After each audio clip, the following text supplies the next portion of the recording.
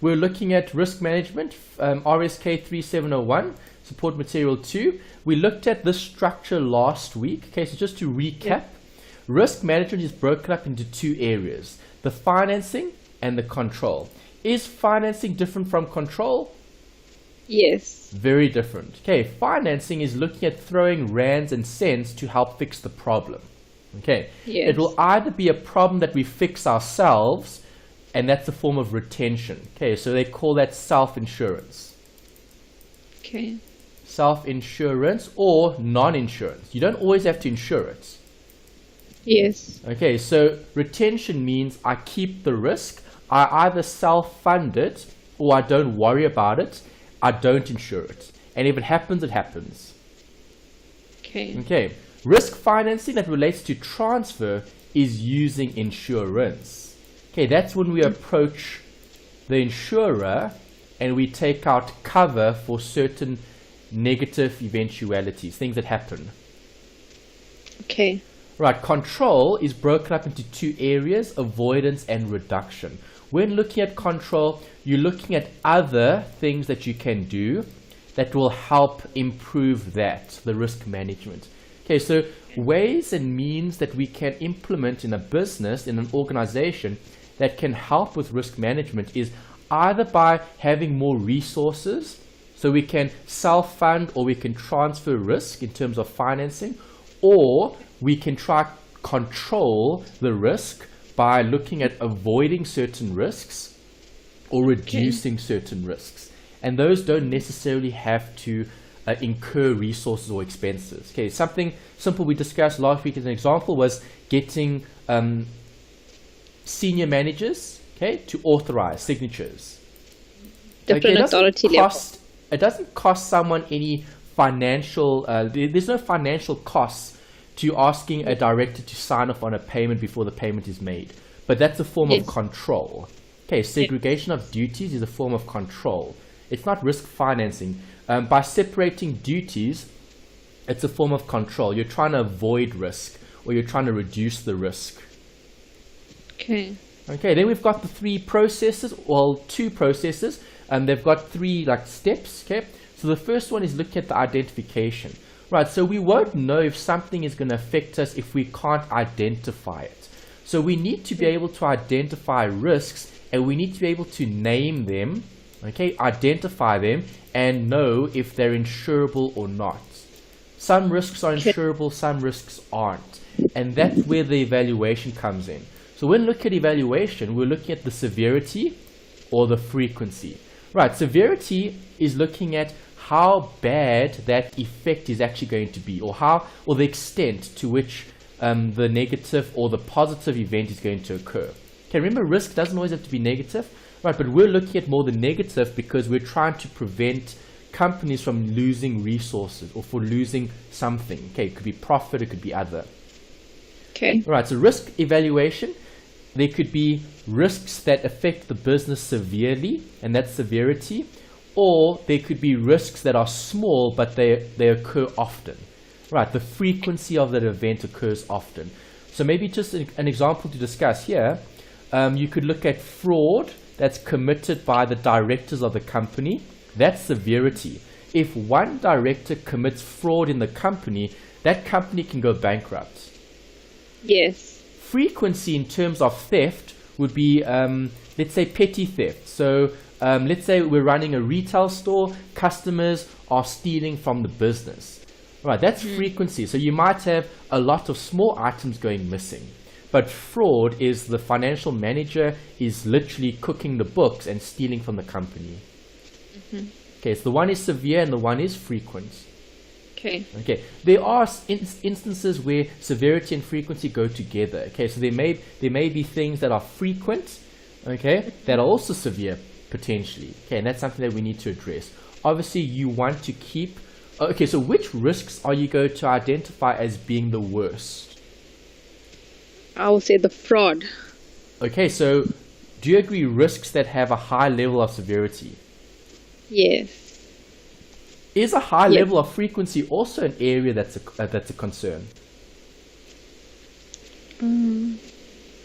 Yes, it is. You'd have to find ways to combat it, but it's not serious. Well, it is something that you need to consider, as you said, ways to combat it. So if our customers are taking from the business, we need to do something about it. We can't have that happen every year.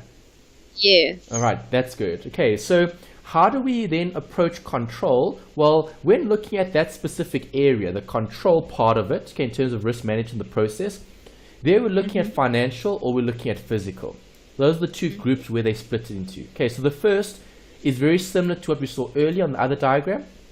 Financial, looking at retention or transfer.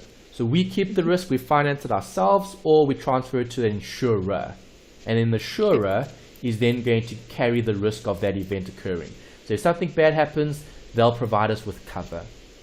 Physical, we either eliminate or we minimize. Those are two ways to help control risk. So physical, let's say physical remedies, okay? Physical remedies would be elimination or minimization. How do we eliminate or minimize the effects of bad things occurring?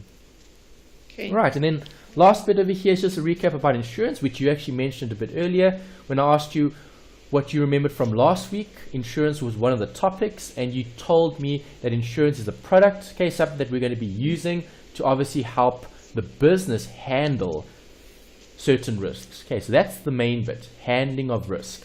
Okay, insurance isn't risk management. Risk management is much bigger.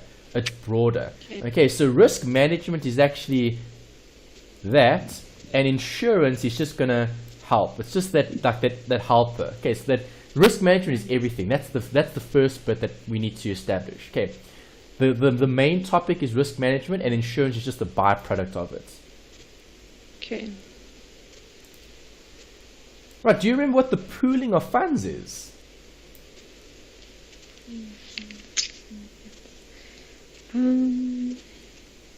This is looking at the working of the insurance industry. So insurance industries, insurers focus on this, pooling of funds for uncertain events.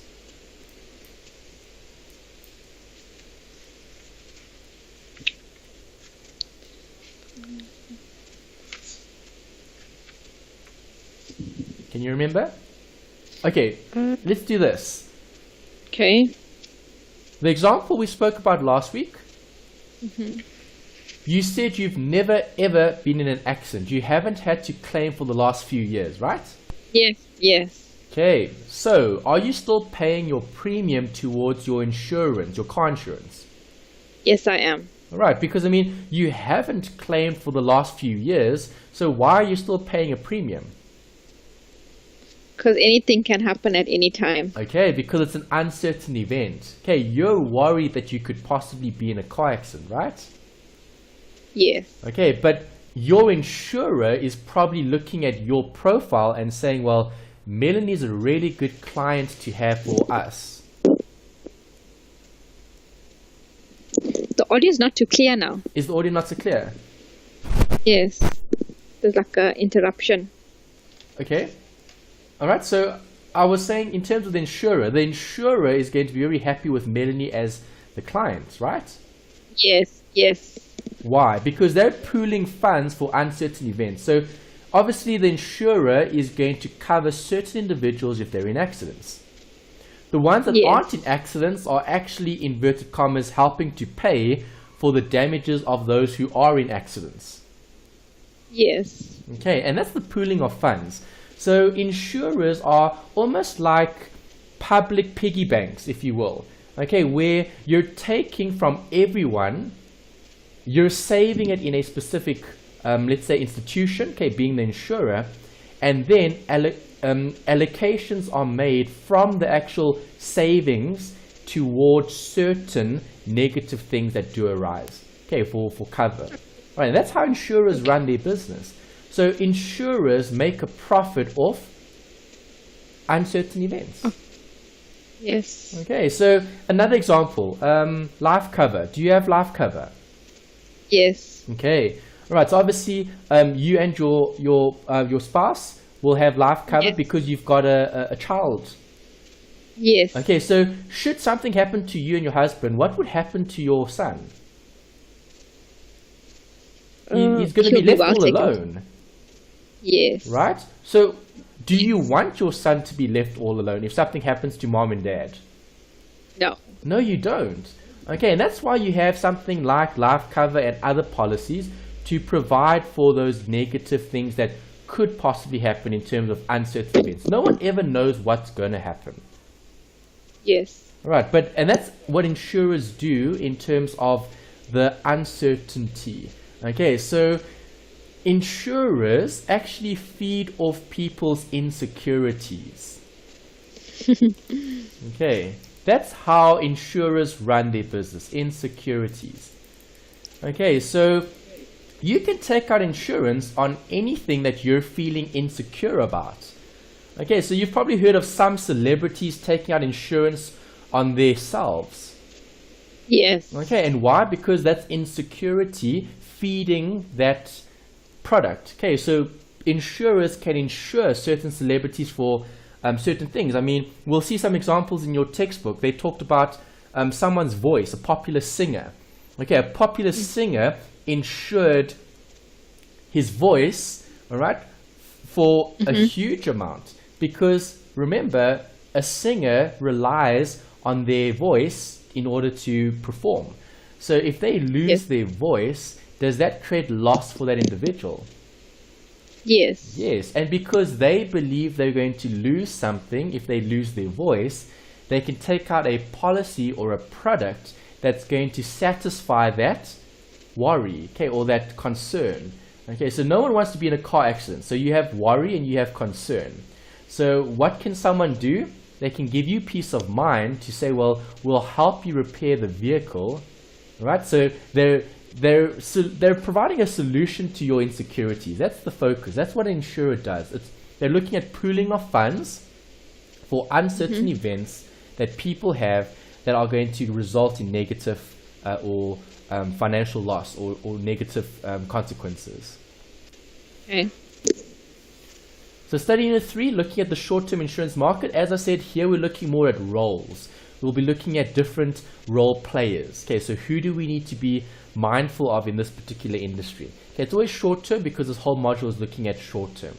We'll describe the market. We'll look at some relationships. We'll look at different associations in terms of the regulation. Okay, so who regulates what? Why are they there? What purpose do they play in that specific area?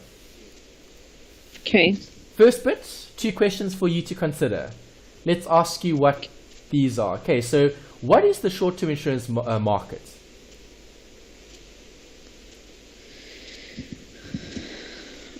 How would you define it? If someone didn't know what it is, how would you describe it to them? Something that's obviously short-term. So what does that involve? Like short-term events. Like if my car gets scraped or something like that. Okay, so day-to-day running of the business or day-to-day operating or just living in general. Yes. Okay, good. And then insurance market, so that's the short-term insurance market. How would you describe that? What's a market? We spoke about a market in investments as well. What is a market? Market is where everything occurs, everything that's taken into consideration. Okay, so what is a supermarket? That's what's the where you nearest find... supermarket? Is it Gateway? No, Gateway's in Cape Town. What's the big mall No. What's the big mall Gateway is here. It's it's a bit more further, yeah. Okay, it's Gateway more is north. in KwaZulu-Natal. What am I thinking of? Oh, I'm thinking of the V&A. Okay, that's the waterfront. Yes. You guys have the promenade. Pavilion. Pavilion is close to us. Pavilion? Yes, have you heard of Pavilion? Yeah, I have. Yes. Okay. That's more closer to me. Are you close to the promenade in Durban? Yes. Okay, wow. Alright, so in terms of shopping, you go to the supermarket, right? Yes. So a market for insurance would be what? The buying place. The buying place, yes. Yeah, so if I'm looking for insurance, I go to the short-term insurance market. Okay, you're not really going to go to your supermarket to buy financial products. Right, they do actually offer a financial product. They could offer credit.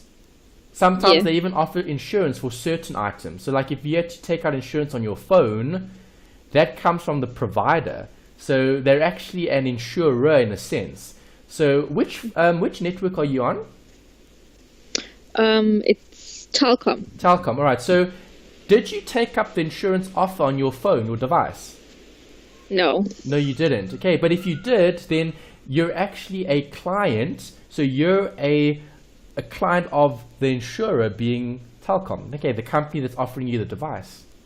Yes. Okay, so insurance is just a marketplace. That's all it is. So when we talk about what is the short-term insurance marketplace, it's a place where buyers and sellers meet to exchange a specific financial product. And the financial product we're looking at here is policies, okay, contracts, right, insurance contracts. That's the focus. Okay, remember, we're looking at people's uncertainty, we're looking at people's insecurity, and by feeding off the insecurity, we're creating lots of products for the masses. Okay, so the mass appeal for car insurance is, well, you never have to worry about being in a car accident because the repairs will be paid for. Yes. Okay, and that's what we're looking at there. And that's what insurers do. Right, some people love the insurance industry, some people hate the insurance industry. So what view do you have on the insurance industry? Which boat do you sit in? Or are you on the fence? I think it's important to have insurance. Okay, so you're positively viewing insurance and you're actively debating and discussing it with everyone. So if you hear someone who says, well, the car isn't insured, you're the first person that says, why not? Yes. Okay. All right. So Melanie has a very positive view on the short-term insurance industry, or the insurance industry as a whole. Yes. Okay. Excellent. Great. Okay. So everyone's different. I've had students that love the industry. I've had students that hate the industry. I've had a wide variety in the past. So it's just interesting to hear what your view is. Okay. So why do you have that view? I think it's important because, I mean, if you live, like in KZN, there's so much of accidents every day on the road. Yeah. And when things like this happen, you have to make sure that you're covered. I mean, no one has like 200,000 just sitting in your bank account to replace your car. Yeah. A car is a necessity because you use that for work. Yeah. And then what about illnesses? If you have a dreaded disease, I have a sister who has cancer, and she was just diagnosed a year ago. And now, when you covered with insurance, you like a dreaded disease cover that covers your medical expenses. So I think for me, it's, from my personal view, it's important. Okay, so in terms of insurance policies, you've got cover for everything except your cell phone. Yes. Okay, that's great. All right, so who are some of the main role players then, Melanie? You've mentioned some examples, so can you think of who actually participates in that environment? I think it's the clients. Good, that's important. Yeah. And then the people that sell the insurance. Okay, that's two. What do we call people who sell insurance? The insurers. The brokers. No, the insurers are separate. Okay, be careful. Okay, so you've got clients. Yes. You've got insurer. And then you have the broker in the middle. Okay. Oh, yes. Yes. All right. So when you bought your insurance policies, you would have most likely have done it through a broker. Yes. Okay. Good. What other role players are there? So those are three big role players. There are others as well. Third party. What third party role players? People. Okay, just say I caused an accident. Yeah. That third person would be putting a claim through my insurance. Okay, that's slightly different. We'll talk about that scenario in terms of how that process works. But if we think more general in terms of role player and not so specific. Okay. Do we only have these three? The client, the broker, and then the insurer, and that's it? The underwriter. Okay, all right. So now we're looking more in terms of the insurer, where you've got an underwriter. Okay, that could expand on that area. And what else? Do all these people agree on everything? No. No. So there needs to be some form of regulation. Yes. Okay, or what about dispute resolution? Okay, so you haven't had to claim from your insurer yet, so you probably haven't had any bad experiences. But have you heard of any bad experiences where you actually have been paying all your premiums, you've had the policy for a few years, your car is covered, but then when claiming for damages for a specific event, your insurer refused to pay? Would you be a happy client? No, definitely Probably not. not. Okay, so that can arise. So now what happens in that situation? You need to go to some form of third party in terms of a regulator or an ombud, the ombudsman, and you're going to have to address that issue, okay, to resolve the dispute. Do you agree? Yes. Okay, would lawyers be part of the role players? Yes. Possibly. Okay, so there could be a lot of other role players as well. Okay, we're just going to focus obviously on the major ones. Right, so here's a note about the overview. Okay, which is what we actually spoke about now. Just obviously the picture's a bit better in terms of layout. Okay, so who are we looking at meeting in terms of their requirements? The client. Right? Okay. Yes. The client is key. Okay, so everything revolves around the client. They are the buyers of the products and services. Right, the client could be a business, the client could be an individual, doesn't matter. Okay, but they're utilizing that particular product. And the product is offered by the intermediary or the representative or the broker, which is what we said earlier. Someone who sells the product. Because remember, in insurance, can insurance sell itself? No. No, you need someone to convince you to buy that insurance, right? Okay, sometimes you even convince yourself to buy the insurance. Yes. So for example, the broker that went to you, Melanie, to sell you your car insurance, that broker didn't have to do much in terms of persuasion to get you to buy the product, because you already know how important it is, because you have noted that car accidents in KwaZulu-Natal are very, very problematic. Yes. Okay, so you're already sold in terms of the actual product.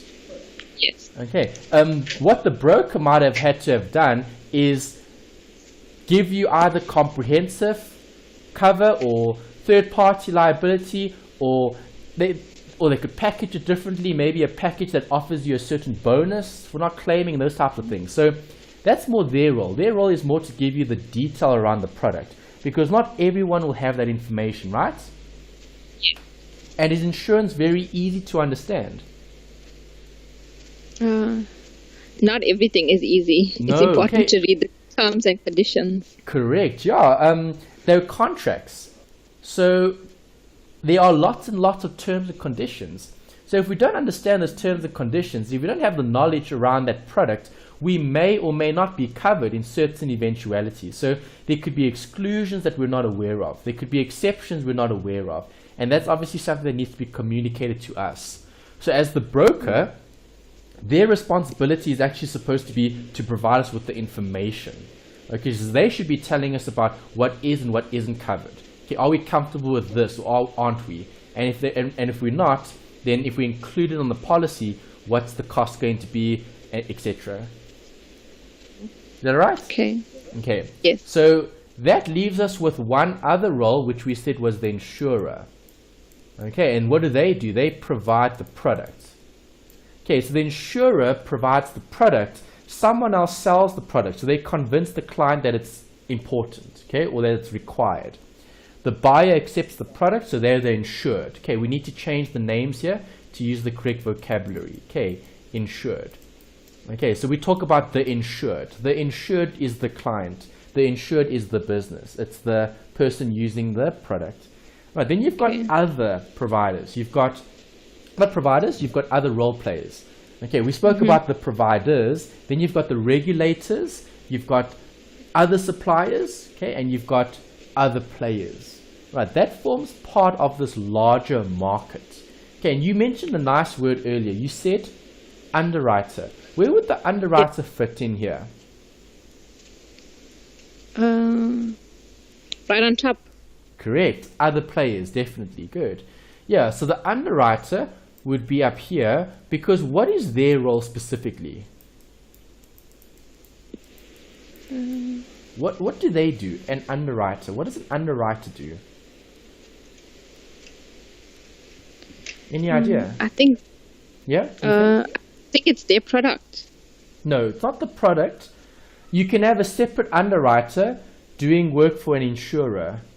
Underwriting is actually a role. It's a service that's provided to the insurer. Okay. Any idea? Try again? No. Okay. So the underwriter is the specialist that can identify what the actual risk is. The insurer is just the one with the pool of funds. Okay. Okay, so in reality, okay, underwriters are normally separate from insurers because underwriters normally service different insurers. Okay, so can you give me some good examples of big insurers in the country? Santam, Sanlam, Yeah. Alexander Forbes. Okay. All right. So if we look at those three, okay, those three are more likely associated with the word insurer. Okay, so product provider rather than underwriter. Okay, underwriters are specialists where they actually underwrite or they estimate the risks associated, okay, before issuing the product. Right, so who would you trust more, the insurer or the underwriter? Underwriter. Why? Because they're specialists. Yeah, they're specialists in uncovering the risk. They're not specialists in selling you a product. Yes. Okay, the insurer just wants you to buy the product. That's their focus. Okay, obviously they need to do things in line with the law, and that's why we have the regulators. Okay, because if we don't have the regulators, well, those insurers can sell you whatever insurance on whatever they want, and you'll just have to accept it. Yes. Okay, and that's why regulators regulate the industry. So insurers need to do underwriting first, and they need to establish risk and all of that before they actually issue the product. And it needs to be fair, as according to the law. Okay. Okay. All right. So here's a quick question. While we've got this whole discussion about underwriter and insurer. Okay. So Melanie, in terms of a scenario, so what would you do in this situation? Okay. So let's assume that you have two doctors that you know. Okay. The one doctor is very, very, very honest. Okay, but he isn't very good in terms of his practical ability as a doctor, as in terms of let's say they're surgeons. Okay, so you know two surgeons. The one surgeon is an honest surgeon, but okay, his technical skills aren't very good. Okay, so you're going to be a bit worried about his skill in terms of actually doing the surgery. And then you've got a second doctor, okay, who is such a good performer. Okay, he's a great performer in terms of how he executes the actual surgery. Okay, he's brilliant. Okay, his technical ability is the best in the world. But that doctor is dodgy. Okay, you can't trust that individual.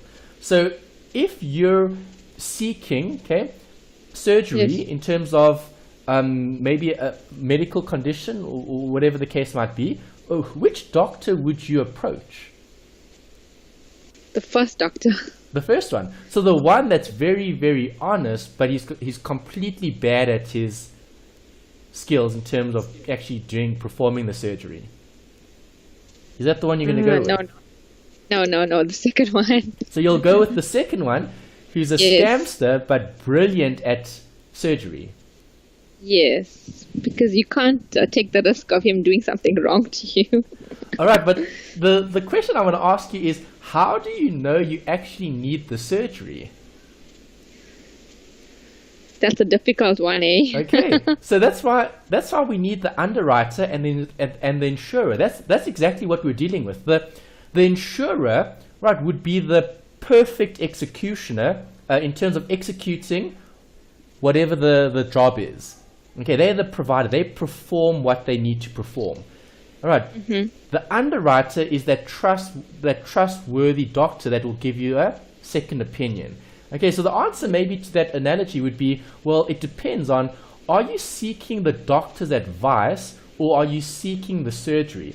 If you're seeking advice, you would ask the guy that's honest for his opinion on whether or not you need the surgery before you then go to the guy that can perform the surgery. True. Okay, so that's pretty much why we have this in this industry. The underwriter actually determines the risk. Is the risk insurable? Is there actually something that we can insure against before we approach the insurer who actually provides you with the product? Okay, it's almost like that second level of it's like that second opinion almost. Okay, and that's why if you are ever ill or sick, and you do go to a doctor, you always need to question, is this doctor telling me the truth or do I need a second opinion? Some people seek a second opinion, especially if it's for some like massive medical treatment or something like that. It's always good to get a second opinion. Yes, true. Okay, and you normally ask people that you trust for their second opinion. Yes. Okay. All right, so coming back to the notes, here's our first group, buyers. What is a buyer? It's me. It's the client. It's The you. Yes, it's us. Okay, it's people making use of those policies, okay, of those products. Yes. Okay, so we get 4 types: private, commercial, corporate, and public. Private, you and I. Commercial, Yes. small That'll be and medium-sized businesses. And then corporate, we're looking at large customers, large clients. Okay, and then Okay. public bodies, we're looking at governments, public institutions. Yes. Okay, so that's the difference there. Do all of these individuals need insurance? Yes. Possibly. Okay, remember, risk management insurance is different. Insurance is Yes. the product. Risk management is trying to solve the problem. So before we have the problem, let's try fix it rather than have insurance to solve something that has already happened. Okay, so risk management is looking at trying to treat the cause rather than the symptoms. Okay, because think about it. If you're in an accident every year, what's the problem? Is the problem the car or the driver? The driver. Exactly. So taking out lots of insurance on the car isn't going to make you, or isn't going to stop you being in lots of accidents. Yes, it will. Do you agree? If you don't drive, Well, maybe if you you need don't lessons. drive, okay, but so you're probably a very good driver on the road. Yes, I try to be careful. You see, because that's something that you're mindful of in terms of. So, for example, you've got both. Okay, you're looking at the cause. So, what is the cause of accidents? It's either bad driving, or maybe drinking and driving, or not following the rules of the road. Okay, that causes the accident. Okay, that's the cause of the accident. The insurance is treating the symptom. What's the symptom? Well, the smashed vehicle. Yes. Okay, so for you, you're looking at treating the cause rather than the symptom by having insurance. Having insurance doesn't solve the problem. Okay, we need to improve people's skill maybe on the road, or we need to make the road safer. We need to do something else to prevent more accidents rather than just selling people more policies. Selling people more car insurance policies doesn't make the roads any safer. Yes. Okay. Sure. All right, so what types of cover do we get? We get multi-peril policies where you're covering multiple risks. All right, so that's like covering your house and your car all under one policy. Okay. All right, policy wording and sections will differ. So depending on which provider you go to, they could refer to things slightly differently. So you gave a good example. Earlier you spoke about your sister having been diagnosed with cancer.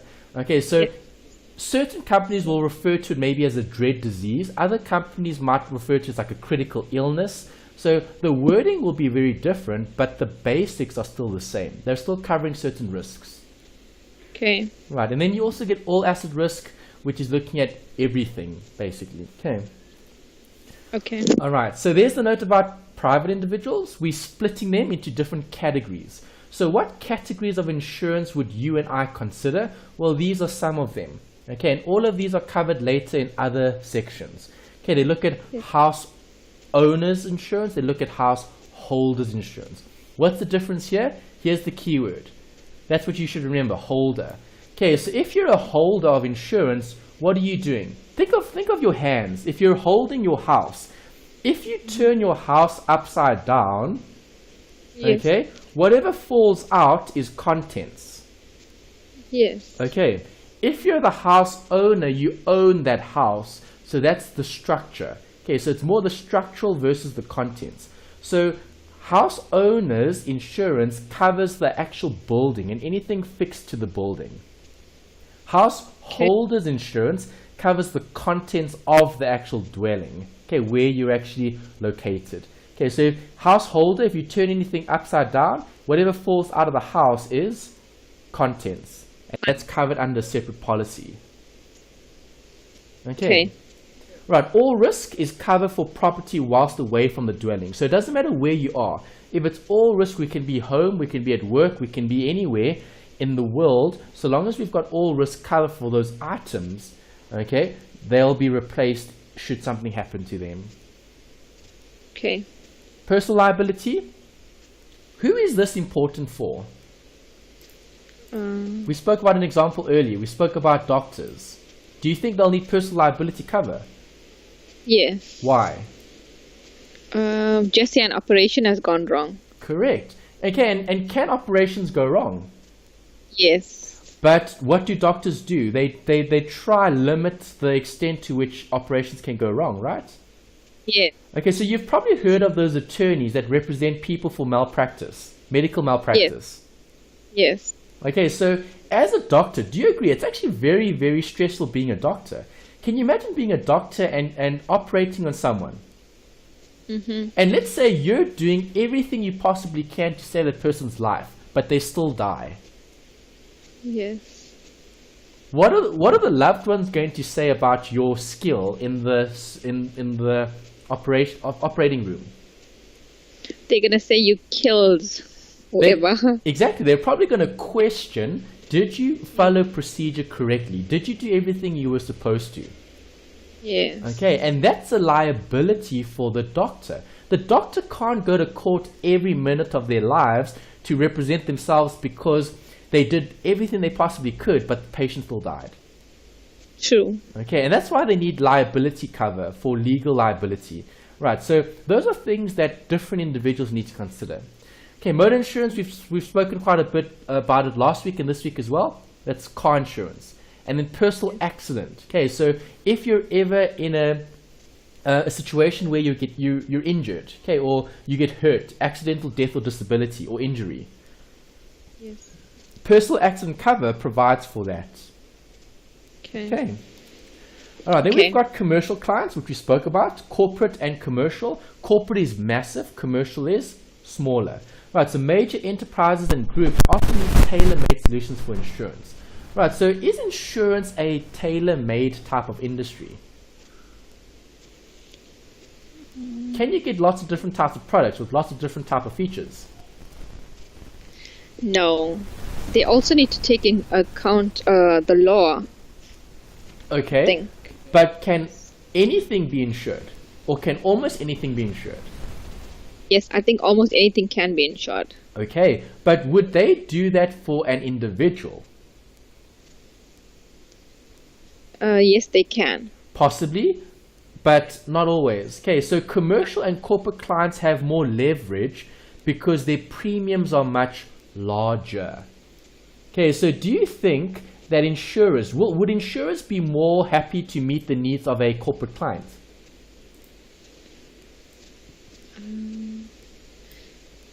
What do you think? They'll be getting, I think they'll be getting a lot of money, but also risks are bigger as well. Okay, so yeah, bigger clients carry more risk, but bigger clients also bring in more revenue. So there's that trade-off in terms of, do we satisfy the client's need by covering everything and by even covering other things that we weren't really supposed to cover perhaps in the first place? It's a debate that the insurer needs to make. Okay, but corporates and commercial clients generally have some leverage in terms of negotiation and also settlement.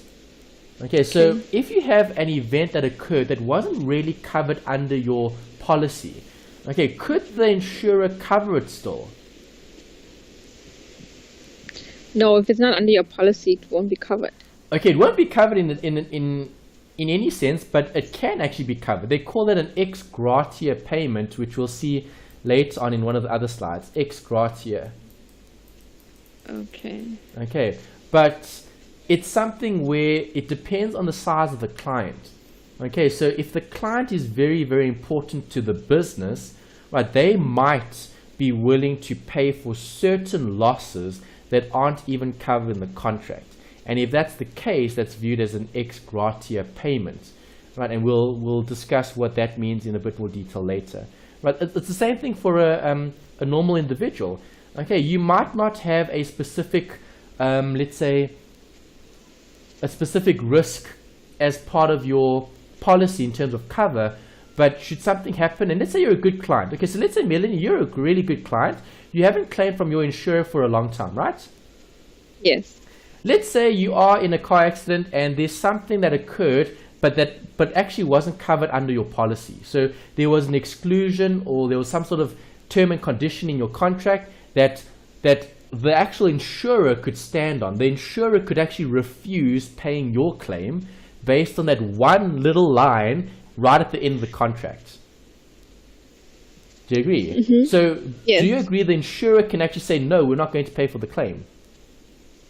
Yes, they can say that if they want to lose you as a client. Probably. If they want to lose Melanie as a client, they're going to say no. If they're not going to want to lose you as a client, they're going to use an ex gratia payment, and they're going to say, well, all right, you've been a good client, okay, we'll keep you on our books and we'll cover the loss of the damages that you've sustained. Does that create a good or bad impression? A good impression. A good impression. Okay, so things like that can happen, and that's the insurance industry. Okay, that's something that we'll cover later on. I think it might even be in this set of notes, but it definitely comes up later on in the course, okay, if not in this set. Right, then we've just got a note about brokers. We know brokers and insurers rely on clients, right? So they often move clients' portfolio depending on the needs, okay, and depending on the risks. Right, should a broker be moving a client if the client isn't going to benefit from additional cover?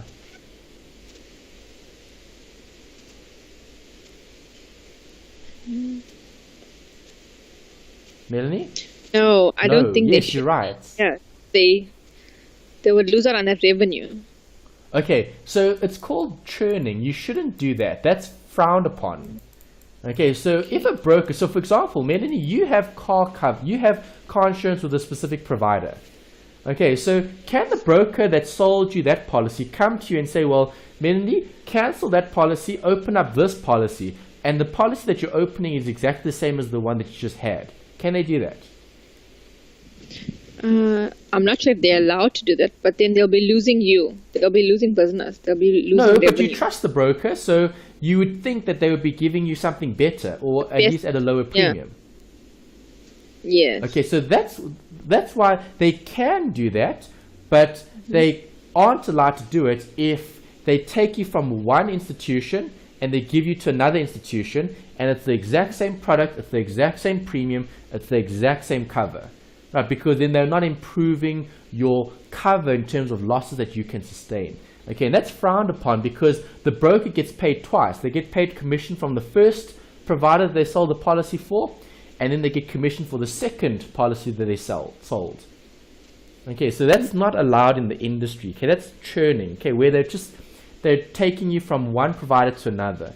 Right, there's nothing wrong with a broker that's giving you a better product, or that's giving you a better premium. Okay, so if they move you from one provider to another, well, then they better be doing that to either lower your premium or to give you more benefits. Okay. Okay, if that's not the case, then you need to question mark their motives. Okay, because brokers get paid based on commission. Right, so they're not always it's like that whole debate we spoke about earlier about, are you asking for advice, or are you asking for the product? Okay. Okay, it's about who do you trust in terms of, is it the doctor that's honest, or is it the doctor that's a bit dodgy? That's the big question mark. Okay, and that's why I've tried to debate that here in terms of the churning. You're not allowed to do that. Okay. All right, what is a public body? Public body, government. Government, yeah, government, municipalities, local or provincial. Okay, so public bodies are looking at large institutions. Do you agree? Yes. Okay, so can large institutions be covered by one provider?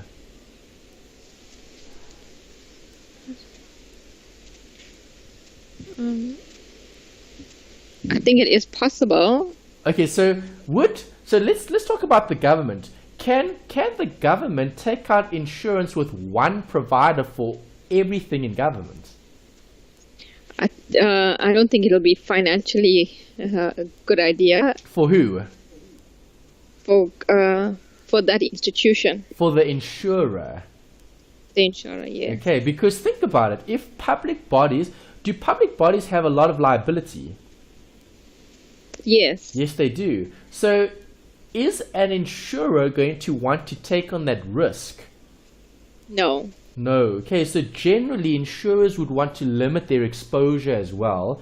So they would be looking at only taking on a certain amount of risk. So public bodies are normally insured by multiple insurers because it's based on a collective basis. Okay. Okay, because it's risky for one insurer to take on all the damages for a particular public body that's very, very large. Okay, but they need to protect against catastrophic loss. Right, so think about the schools. I mean, we've heard the news reports. Schools were burnt in Limpopo by the students and teachers and staff, right? So they burnt their own property. Okay, but it wasn't their property. Whose property was it? Government. Okay, so now what does government now do? Government is now going to have to build those schools again, which they're probably going to burn down because that has happened. We've seen that in the news. They build these facilities, they burn them down, and then they build new facilities. And why do they do that? It's because of insurance. Okay, they need to insure certain public bodies against catastrophic loss. Okay, so would insurers want to insure certain, let's say, municipalities in that particular area based on the news reports that we've seen in the past? Definitely not. Well, they would, but they're going to want to increase the premium. Their premium, yes. Yeah, we have to be very high. Correct. Okay, the premium is going to be higher because now the risk has increased. Yes. Okay, good. All right, there's the note about cover. So now we're looking at the details. Okay, multi-peril, I gave you a bit of an intro earlier. It's a policy that covers multiple sections in terms of one document. Right, so in the past, okay, long ago, back in the day when insurers issued out contracts, you literally had to have a contract for everything. So one contract for the car, one contract for the house, one contract for this, one contract for that. Now, in today's world, you can have one document covering several different perils. Okay, multi-peril policy. So cover for different negative things from occurring. Okay, so not only theft, but maybe theft and fire. Okay, two different perils. Right, and then you'll also have one renewal date. Okay, so how often do you review your policies? I think it's every year when your premiums go up. Okay, so do you review it every year? Do you get the salesman or woman in to discuss the policy and the cover that you have? Not really. They just send you an email. Okay, and do they normally look at your risks in terms of what has changed over the last 12 months? I think it's only if you have a claim. I think because I haven't had a claim in a while. Okay, the claims are when you're actually wanting to claim for certain losses. Yeah. Right, so the thing is we need to keep our policies up to date. So if you're not reviewing your policies, normally a good reliable broker, okay, should be contacting you or having a discussion with you at least once a year, if not more. Okay, the better the broker, the more meetings you'll have with that individual. Because it's not about just meeting you once a year to sell you something. It's about finding out what has changed in your life. So for example, Melanie, did you and your husband have life cover before or after your son was born? After. After. Okay, so you took out life cover after your son was born? Yes. Okay, that's good, because now your son would definitely be part of the policy. Okay, let's assume that you guys have another child. Yes. Okay, would you change your policy? Yes, you have to. You'd have to, because now you need to include the other child on your policy. Yes. Okay, but if you don't, that other child isn't going to be covered. Covered. True. Yeah. All right, so do you see why we need to have renewal? We need to view the risks and we need to look at the premium. So, for example, if you do have another child, that could change your profile with the insurer. Yes. Okay, or let's say, another good question. Are you a smoker or non-smoker? Non-smoker. Non-smoker. Right, so what happens if the debtors department is really getting to you and you start smoking? My premiums will probably go higher. Yes. Because I'm a risk.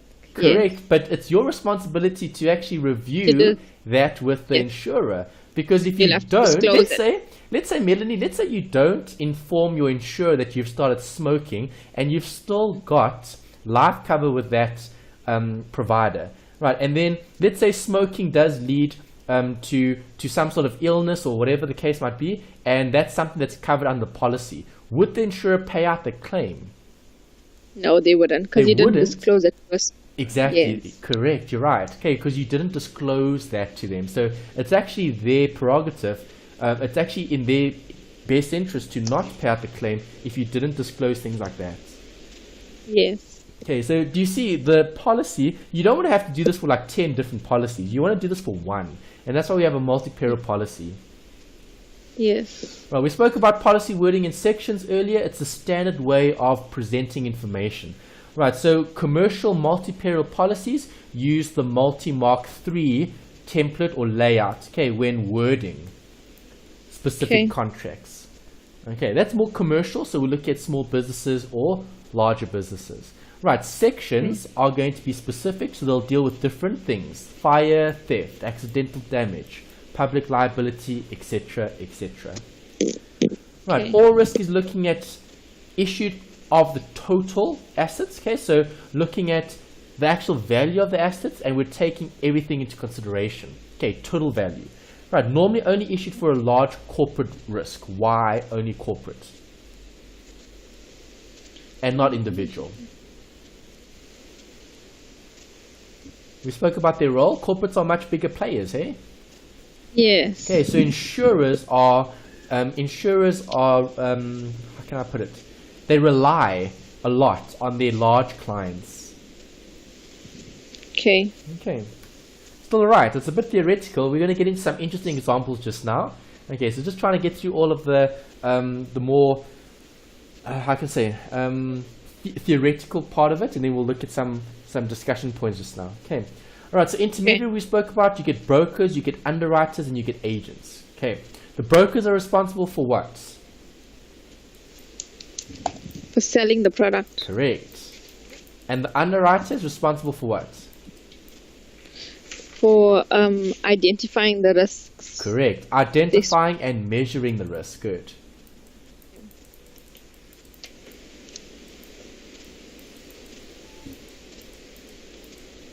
Okay, and then agents, what do they do? Very similar to brokers, except... Yeah.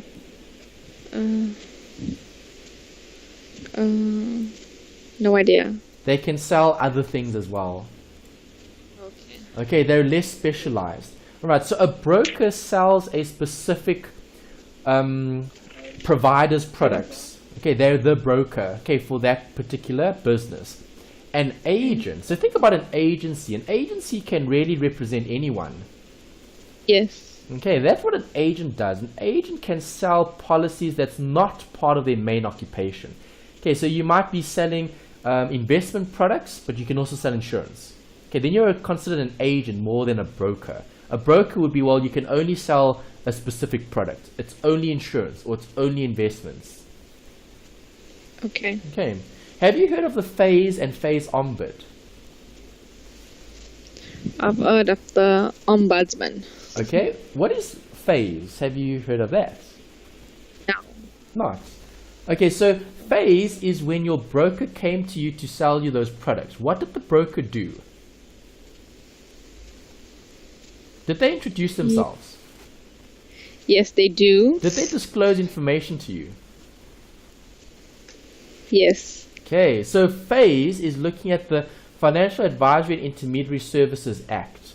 Okay, it's legislation that brokers and agents and representatives are going to have to follow when representing themselves as intermediaries. Okay, so this slide is looking at that, intermediaries, middlemen and women that are going to help facilitate this industry, being the short-term insurance industry. Okay, so if they don't disclose everything to you upfront before you become their clients, can you take them to the ombudsman? Yes. Yes, because they've misrepresented certain things. Right, so when a broker or an agent or a representative comes to you, they have to disclose everything in terms of how do they get remunerated. Is it commission? Is it salary based? Is it what? And they need to also identify how much they're going to be paid. That's normally disclosed to you, and you need to accept it. Okay, because intermediaries actually determine how much they charge you. Have you thought about that? No, I haven't actually. Okay, intermediaries actually negotiate their rate, and their rate is set by the industry. Okay, we'll see that later on. Okay, they determine their rate, and it's a scale. Right, it's a scale in terms of rate, so they can charge you anything from 1%, 2%, depending on what they decide to charge you. Right, and see that things like that need to be disclosed. Okay. Okay, because it's a scale. All right, you negotiate. Okay, remember an intermediary is a salesman. Okay, they're selling a product. Right, so when you sell a product, let's say you're manufacturing something. Okay, what are you manufacturing, Melanie? What are you making to sell? Okay, I'll give you an example. Bags. Okay, so you're making bags to sell. Right, those bags that you're making to sell, you're the product provider. Okay, so you're making those bags to sell. Okay, but now what happens if you employ an agent to help you sell those bags? That agent is going to have to add a commission, right? Yes. Okay, and that commission is dependent on the agent, but obviously regulated by the industry. Okay. That's what we look at. So the FASE Ombud is looking at disputes, and FASE is looking at the legislation that governs what they can and what they can't do. Right, again, something we'll see later in a separate chapter where they look at legislation. We'll look at the FASE Act, okay, in more detail. For now, just have a general sense of what all of these things are. Okay. Okay. This is interesting now, Melanie. Lloyd's broker. Okay, so you've probably heard of Lloyd's before. If you haven't, this is what they do. They're an association of underwriters. Okay, you gave me a good gauge of what an underwriter is earlier. Okay, remember an underwriter establishes the risk. Do you agree? Yes. Okay, so underwriters are actually specialists because they can identify if there is or isn't a risk, and they can identify is this risk insurable or not. Okay. Okay. Right, so the textbook talks about how Lloyd's formed. Okay, so just to give you the short story of what they've described in the textbook. Okay, Lloyd's started in London. Okay, so you've probably heard Lloyd's of London. Yes, I've heard that saying. Okay, so my guess is you guys probably have some policies either with them directly or indirectly in terms of they having underwritten some of your contracts, because think about it, you guys are importing and exporting these large items of equipment. Okay, yes. That's a specialist area. Chances are your legal department or your risk management department is probably dealing with Lloyd's in some form or another in terms of their insurance. Yes. Okay, so if we're looking at Lloyd's is a underwriter that was created in London. Okay, so back in the day there used to be a coffee house. So do you like going to coffee shops? Yes. Why? Who do you Because go I with? enjoy drinking. My husband. Okay, and probably a group of friends. Yeah, and sometimes friends or my sisters. Okay, so you're going with all of those individuals. And what happens at the coffee house or the coffee shop? You enjoy drinking coffee. You also have cake with it. Yeah? And people are talking about what? Most of the time, not all the time. Yeah. their problems, right? Yes. Okay, so most of the time people are talking about their problems. And that's exactly what happened in London several years ago. Okay? Businessmen and women used to frequent a coffee house where they used to talk about all their problems. Okay, so theft in the business, employees not working, damages to the equipment, etc., right? And that's how Lloyd's was formed. So Lloyd's was formed by a group of business owners that were willing to contribute towards establishing risk so they could cover it if something negative had occurred. Okay, that's like the beginning of the pooling of funds. Because think about it, if they're all business owners, they're all suffering with similar risks. Yeah. So they could join forces and say, well, okay, if person A is struggling, right, person B, C, and D could help support that individual for that month. But then the next month, person B now struggles, and then A, C, and D help that individual. Yes. Okay, so that's pretty much how the system ran, and it obviously grew a lot bigger to what it is today.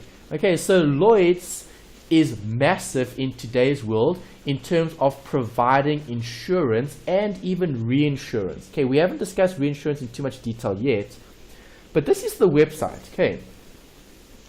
Lloyd's has a website and they're international. So even in South Africa, okay, their offices in South Africa are in Sandton, okay, and they operate globally, right? And what do? They're an underwriter mainly.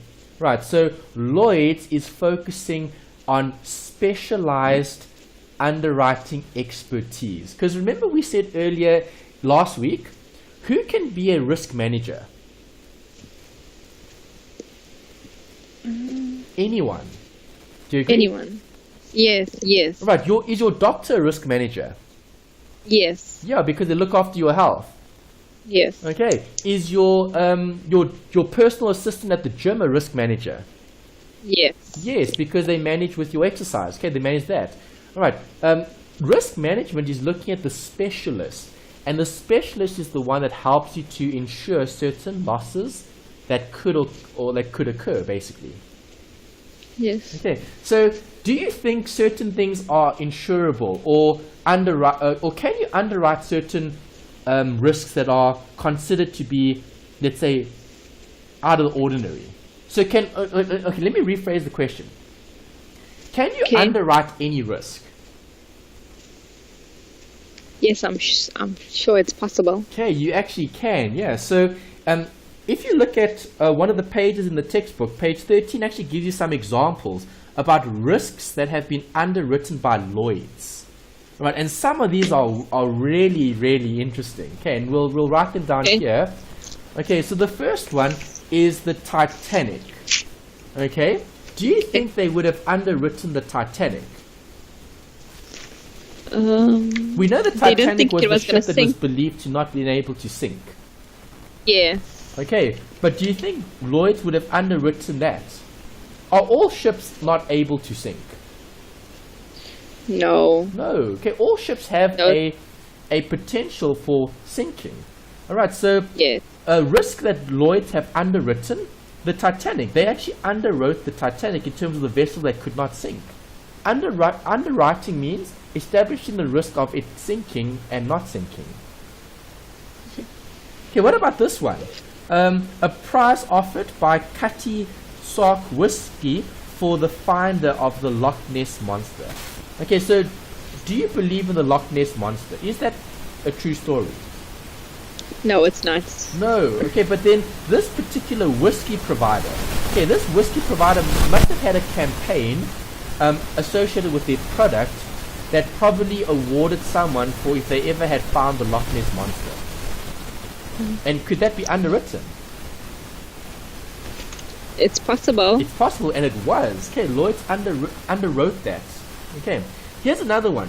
A South African actress, Kerry Wallace. She had to shave her hair bald for a Star Trek movie. And she was worried that her hair wouldn't grow back. Okay. Do you think it's possible to underwrite that or to insurance? Yes, it's possible because she's an actor. Yeah, and she she's an relies actor, on a actress. So Lloyd's. This was actually something that they insured. They insured. Insured. I'm missing an R here. R. Okay, R-E-D. They insured Kerry Wallace. Okay, for her hair not growing back. All right. So if her hair doesn't grow back, she would have got paid out. Yeah. Interesting, hey? So she would have paid a premium for her hair not growing back. Yeah. Okay. Here's the one. Bruce Springsteen. Are you familiar with Bruce Springsteen? Yes. Okay. Bruce Springsteen insured his voice for £3.5 million. Wow. So if something happened to his voice, he would get paid out £3.5 million. Wow. All right, and the last one here is quite unbelievable. Okay, so have you ever been to a comedy club? Yes. Or comedy show? Yes, I have. Okay, and what happens to the audience at the comedy show? They laugh a lot, right? Yes, you do. Okay, so you've probably laughed so much at a comedy club that you almost died, Stomach right? pains. Yes. Hey, hey, Melanie. So like your stomach pains. Stomach pains. So were those pains so bad that you almost died? No. Okay, but some people say that, right? Some people say their shows are so funny that you'll die laughing. Yeah. Okay, so how about this? Lloyd's underwritten a comedy theatre group. They insured themselves against the risk of a member of their audience actually laughing so hard that they died. Oh my word. Can you imagine? All right, and that's the type of business. That's the type of business that Lloyd's has underwritten. Yeah. Okay, so the comedy house. So the comedy house that you went to. Let's take it back to real life. So, what was the comedy house called? Where was it? It's Kings and Queens of Comedy. Okay, Kings and Queens of Comedy. Was that in Durban? Yes. Okay, at the ICC. At the ICC, the International Convention Center. Yes. Okay, so you went to the Kings and Queens of Comedy. Okay, so yes. Do you agree that show is probably so funny, and the organizers of the show, if they believed that their jokes were so funny that someone in the audience could possibly die, they would have to take out insurance against that loss. Yes, I'm sure they do. And that's what Lloyd's did. Lloyd's underwritten a comedy theatres group, okay, they insured against someone dying from laughter at that particular show. My word. Okay, so from a commercial point of view, did Lloyd's did they do a good deal there in terms of a policy or contract? Yes, I'm sure, because what if someone really dies of laughing? But I mean, what are the chances already of someone dying from laughing? Hey? I think it's very minimal. Probably. I mean, laughter is probably going to make you live longer. Yeah. Yes, true. Okay, so that was actually quite an interesting one. That with insurance, you can almost sell anyone a policy as long as they believe something so much that you can actually convince them to take out cover. Yes. See, and that was that whole debate earlier about insecurity, right? The theatre house, the comedy house, they were insecure about someone actually dying from laughter because they believed that their jokes were so funny that Lloyd's was willing to insure them against that loss. Yeah. Okay, and that's the insurance industry. That's how it works. It's all about underwriters establishing risk, and if an individual or client is convinced of that risk, that's a policy. Yeah. That's a deal. Okay. Okay. All right. So now we look at insurers. We spoke about Lloyd's. That's just one. You also get others. You get private companies. So private companies can issue insurance policies. You get public or mutual companies. Okay, these are almost non-existent. Okay, because no shareholders, right? We're only looking at policy holders. But in today's world, shareholders own those companies. policyholders don't own the companies. Okay, Okay. that's why we say they're almost non-existent. Okay, because back in the day, the policyholders were actually the owners, which is quite different Okay. to how it's run in today's world. Okay. Right, captives we'll look at later. Right, captive insurance, that's also something that's self-insurance. We'll broaden on that in a later module. Lloyd's we now spoke about. Lloyd's is actually very involved in the South African Short-Term Insurance Act. Okay, so you know our legislation? Yes. Okay, so our legislation has actually been provided by a lot of the correspondence and the input from Lloyd's. Okay, because Lloyd's was one of the first underwriters in the world, or if not the first. Okay. Okay. And then we've got mutual indemnity associations and then P&I clubs. P&I is looking at protection and indemnity, referring mainly to marine. Okay, so marine looking at large cargo ships, crew and passengers. Right, all SA insurers are subjected to the Short-Term Insurance Act. They have to follow it. And if you're a company, you also need to follow the Companies Act. Okay? Okay. All right. Okay. Then a note here about the reinsurers. What did we say a reinsurer was from last week? What does a reinsurer do? They insure the who? Reinsurers insure who? Insurer. Exactly. Good. Reinsurers provide insurance for the insurer. So what do? They take risk. They either share the risk, okay, or they take all of it, or they can decline the risk depending on the situation. Okay, so reinsurers provide cover for the insurers. Okay. It's like peace of mind, transferring it from one place to another. Okay. Okay, more players, other players. So earlier you spoke about the car accidents and then claims. Okay. Yes. If I'm looking at a loss adjuster or a claims assessor, what do they do?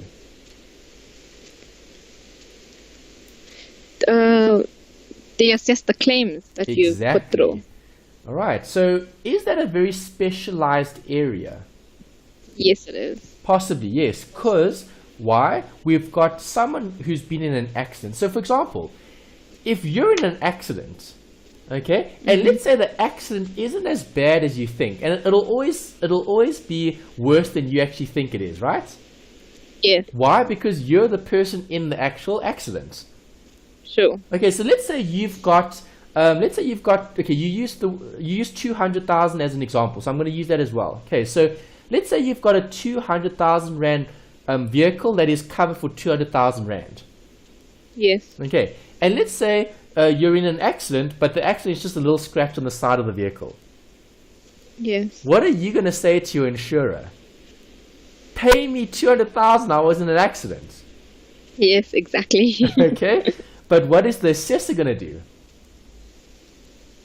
He's gonna assess the situation and not and make sure that you're not claiming more than you should be. Exactly. That's their job. Okay, their job is to verify the loss. Okay, so the assessor is going to say, well, this is only a scratch. Okay, it's only going to be a 2,000 rand claim, let's say. Okay, you can't claim for the full value of the vehicle. Right, that's what they're doing. They're verifying the loss that had occurred. Okay, because think about it. Right, the person in the accident is always going to be more, how can I say? They're gonna overstate the loss than the insurer. The insurer is going to understate the loss.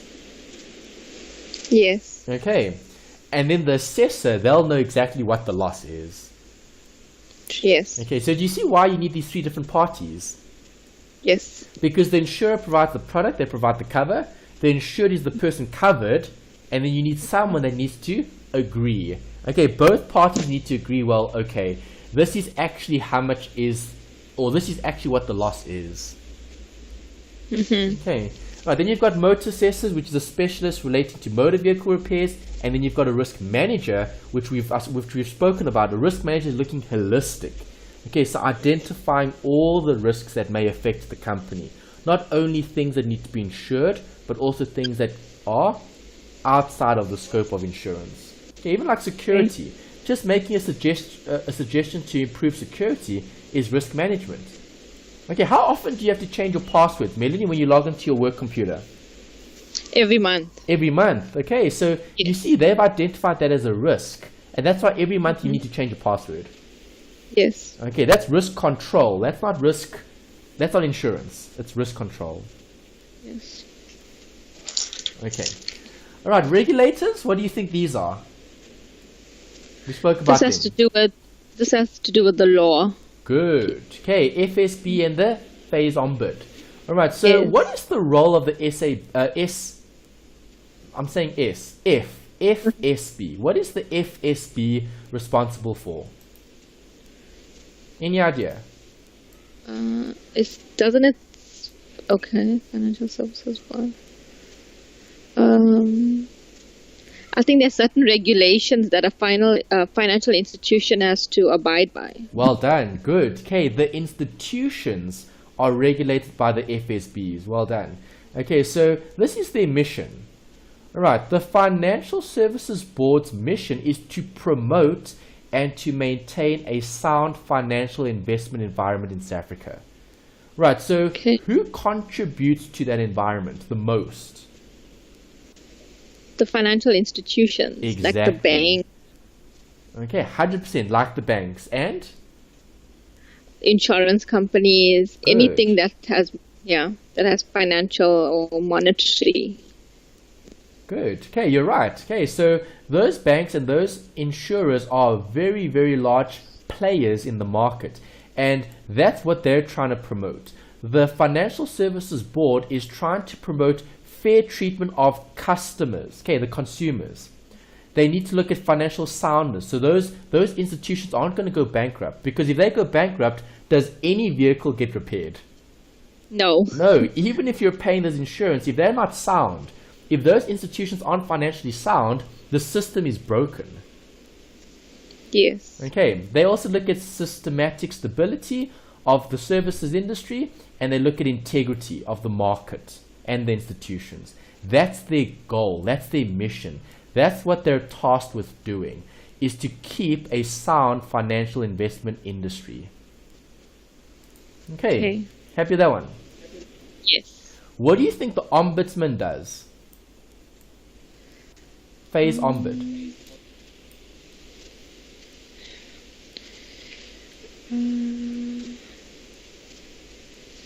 They also, if there are issues that arise, they make sure that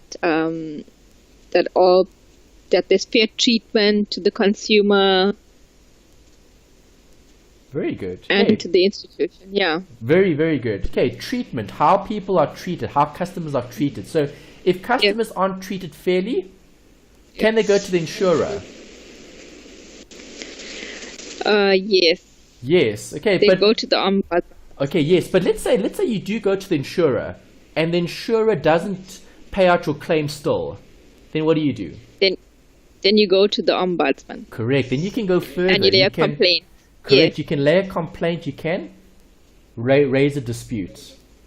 Yes. Well done. Okay, and those bodies, okay, the phase ombud, right? You get other ombuds as well in terms of banking ombud, short-term insurance. There's all different ombuds. Okay, the phase ombud is looking at the financial advisory and intermediary service. Okay, so if your advisor, if they're not servicing you correctly as a client, if they're not meeting the obligation, what can you do? You can go to the ombud. Okay, so if your advisor, your broker, your intermediary, if they're not providing you with the best possible service, and you've addressed them and you've addressed it with them, and they still haven't given you a better product or service, then you need to seek other advice, and you need to make a dispute then, or lodge a dispute then with the ombudsman. Yes. Okay. Right. How are we doing, Melanie? Do you need a quick break? Good. No, I'm good. You sure?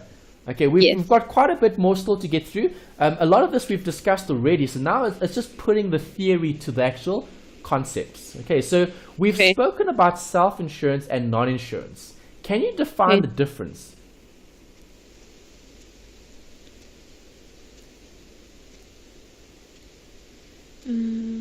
What's the difference?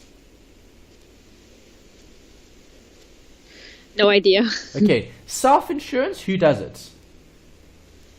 I think me as a person, yourself. Correct, the business, right, the person. So if you're looking at self-insurance, so if you had to self-insure your vehicle, what would you do, Melanie? I would do it on myself. Yeah, you would have to contribute funds to an account that will hopefully cover certain losses if they do arise. Yes. Okay, and non-insurance, if you don't have insurance, what does that mean? That you're not covered. There's no insurance. Correct, there's no insurance. Okay, you're just going to live life as it is. Whatever happens, happens. We're not going to worry. Yes. Okay, so with self-insurance, there are advantages and there are disadvantages. Advantages are, well, as the fund grows, who keeps the returns? The insurer. No, the insured. Self-insurance. Oh, yes. Okay, so self-insurance, here's the example, Melanie. Okay, so you've been paying insurance to your car insurer for how many years? 5, 10? Less than 5? The last insurance is less than 5 years. Less than 5 years. Okay, so for less than 5 years, you've been paying them car insurance. Okay, on average, just give me an average amount. How much is it? 1, 2, 3, 4, 5,000. How many? 700 Rand for car insurance. Okay, 700. Okay, so we're being very exact. So 700. Okay, per month. Yes. All right, so if you're spending 700 Rand per month, okay, and we're looking at less than 5 years. So let's say it's 5 years. Okay, times 5 years. 5 times 12 months. Okay, that's it's 700 Rand per month times 12 months times 5 years. All right, so 700 times 5 times 12 gives you 42,000. Okay, 42,000 is the total that we would have contributed over the last 5 years, assuming that those premiums have stayed the same. Okay. If you didn't pay that toward the insurer, where would that 42,000 be sitting? With you. It will be sitting in your savings account or your investment account. It'll be sitting with you. Okay, and obviously that 42,000 would have grown as well because of all the interest and the return that you would have generated on it, right? Yes. Okay, so 500 Rand per month for 5 years. And let's say if you just left it in a savings account and you're earning, let's keep it modest, okay? So if we're just earning inflation, 6%, all right, as a return, so 6% interest, like a money market type account. Okay, so if we look at time value of money, 60 months at 6% per month, all right, with a monthly amount of 700 a month, gives you a future value of, okay, 48,000. Right, so 48,806. How much is it? 48839. Okay, 39. Right, that's the amount that would have grown in the account. And would that be the insurer's or would that be yours? Mine. It would be yours. All right, because that's self-insurance. So is that an advantage? Yes, it is. Okay, that is the advantage. But obviously your vehicle probably is worth more than 48,000. Is your vehicle worth more than 48,000? Yes.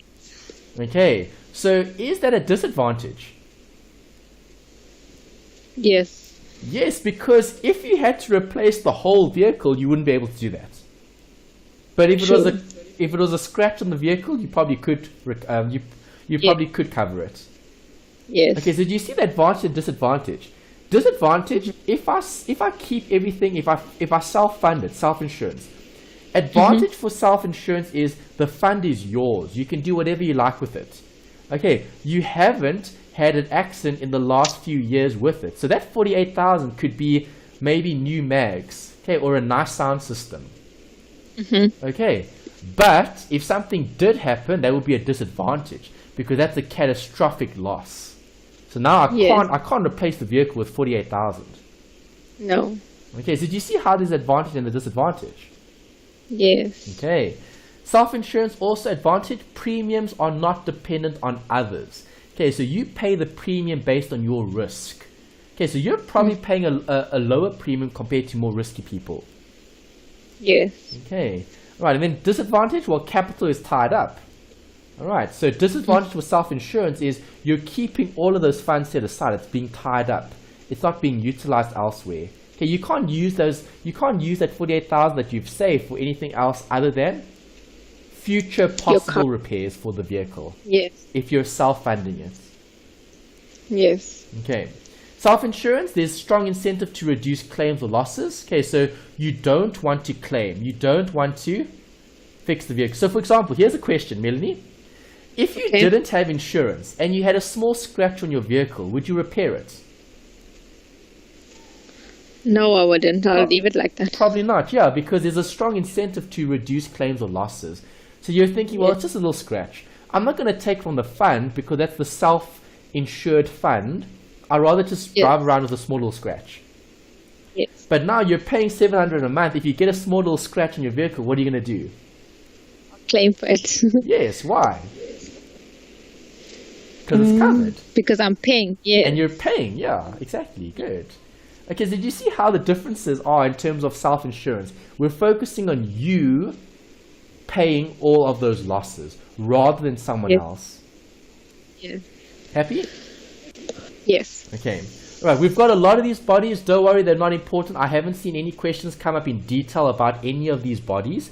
Okay? The only ones that they touch on slightly are things from a South African context. So obviously the first one, South African Insurance Association. Okay, they wrote your textbook. Okay, and IRMSA, which is the Institute of Risk Management. Right, those are slightly more important than the others. Okay? The others come up, they discuss, they mention it, they cover it in the theory, but from an exam point of view, I've yet to see them test it specifically. Okay, because remember, it's more scope. So they're trying to give you an idea of everything. And then if you do want to read further on certain sections, then we can go a bit deeper in those sections. Right, but as I said, from a high level point of view, they've tried to focus more on things from a South African context. Okay, so mainly the South African Insurance Association and mainly the South African Institute of Risk Management. Okay, because risk management, remember, we said it's a nice industry to be in. Because since the crisis, everyone's worried about risk this, risk that, right? Yes. Okay, so there's a lot of money to be made in risk management because you're offering solutions. You're trying to provide ways and means to keep risks low. And companies are all about reducing risk and maximizing return. Okay. Okay? Yes, okay. Okay. All right, what is an education association? Think about No idea. Education. What is education? It's about teaching. Yeah, it's teaching or studying or learning. Studying. Yeah. Okay. So do the rules change in the industry?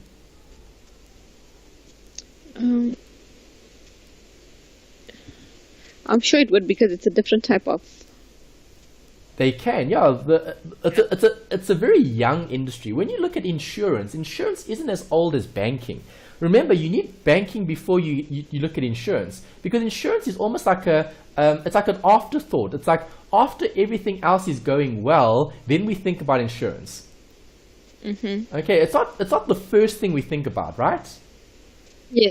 Okay, so when looking at education, things can change, and that's why we have things like CETAs. Right, the Insurance Sector Education and Training Authority in CETA assists with training people with skills from a risk management or insurance point of view.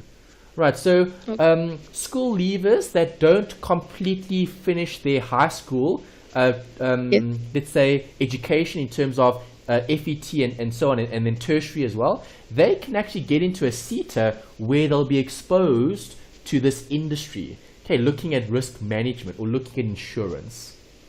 Okay.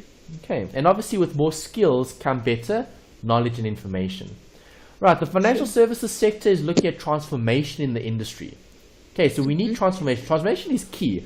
Transformation has always been a focal point, okay, especially in a country like ours where we come from a background where certain groups of individuals benefited and others weren't benefiting. And that's why we need change. Things need to transform. We can't have things the same because that doesn't move the country forward. No. Okay, so when looking at short-term insurance, we're focusing on ways to address inequality. So one of the big debates is this: low-income market. Do you think low-income earners are going to be able to afford insurance? No. Definitely not. Okay, and that's why think about someone who's in a low-income type of environment. Okay, are they going to be wanting to take out insurance? No. They're not, because they have other needs that they need to meet.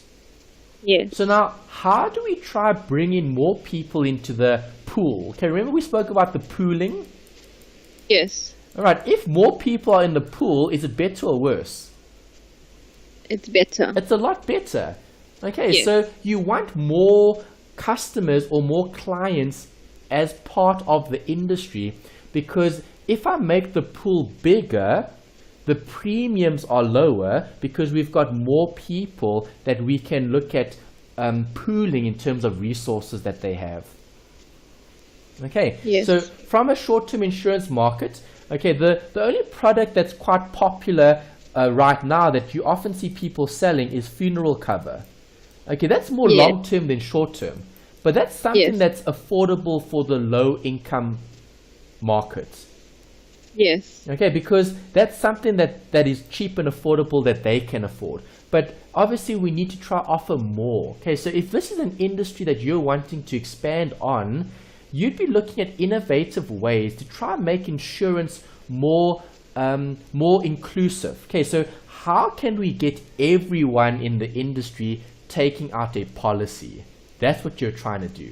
And that's why when you look at different providers, you get different products. You get the most comprehensive products, and then you get the most basic products. And the reason for that is to try and make the pool as big as possible. That's their goal. So at an insurer, their goal is always to grow the pool. It's to grow that book. They want the biggest book. The bigger the book, the more successful the business, generally, not always.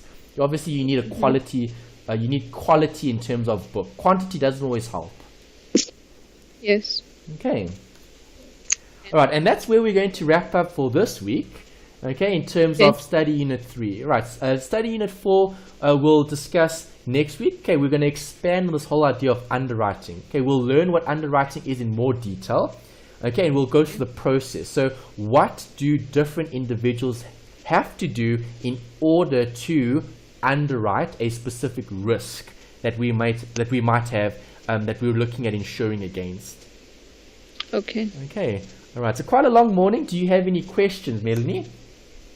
No, not at this moment. All right, y'all. We did start a bit earlier because we finished the other one a bit earlier as well. So Yes. do you want to continue with more, or are you happy to continue with the rest next week? No, we'll continue next week. Yeah, we're still on track, so everything is still Yes. running according to plan. Smoothly. Yes.